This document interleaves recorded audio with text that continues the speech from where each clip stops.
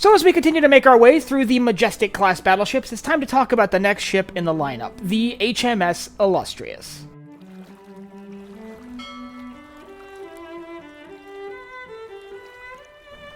So the Illustrious was laid down at Chatham Dockyard on March 11th, 1895, and launched September 17th the following year. On April 15th, 1898, she would be commissioned into the Reserve Fleet, and on May 10th that same year, she would be added to the Mediterranean Fleet, and sent to the Mediterranean, where she would almost immediately see some sort of action. While in the Mediterranean, she was assigned to an international force which intervened in a Greek uprising in Crete against Ottoman control. Shortly after that, in 1901, she was brought to Malta for refits, which saw many of her systems modernized, as the pace of technology was very quick at the turn of the century. And she would be part of the coronation fleet assembled in Gibraltar for King Edward's coronation. In July of 1904, she'd be transferred back to the United Kingdom, where she would be added to the Channel Fleet. However, on January 1st, 1905, the thing that's been making all of these videos very confusing occurred when a great fleet reorganization occurred with the Royal Navy, and the Channel Fleet became the Atlantic Fleet, making the Illustrious part of the Atlantic Fleet,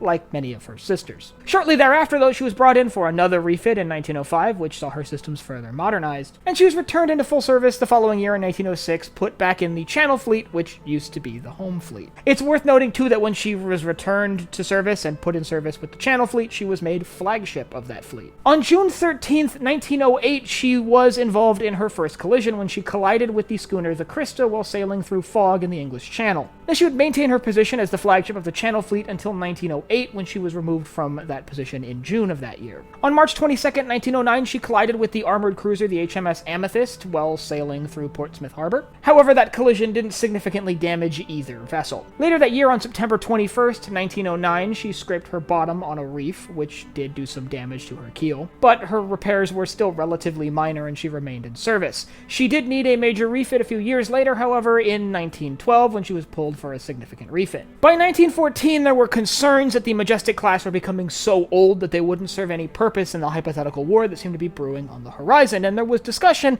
of putting the Illustrious in layup so that her crew could be used on the HMS Erin, a newer, more modern battleship. However, the decision was made to use her as a guard ship, placing her at the mouth of key harbors all around Scotland. And by the way, all of this moving around as a guard ship was throughout 1914. She would remain as a guard ship at the mouth of the Tyne until November 1914, when she would be moved to the Grimsby on the Humber in December of 1914, where she would remain as a guard ship until November 1915. She was finally pulled out of that position following that, and her crew were relieved. Her gun turrets were removed and used in land-based installations, mainly around the mouth of the Tyne, and the ship was converted at first to be a harbor ship, and then as a munition storage ship, where she would be pulled down to the Tyne and she would sit there storing munitions for the British war effort. As the war drew into its final year in November 1917, she was brought to Portsmouth to continue serving as a munition ship, bringing her a little bit closer to the front. However, with the end of the First World War, decisions had to be made about what to do with the aging pre-dreadnought battleships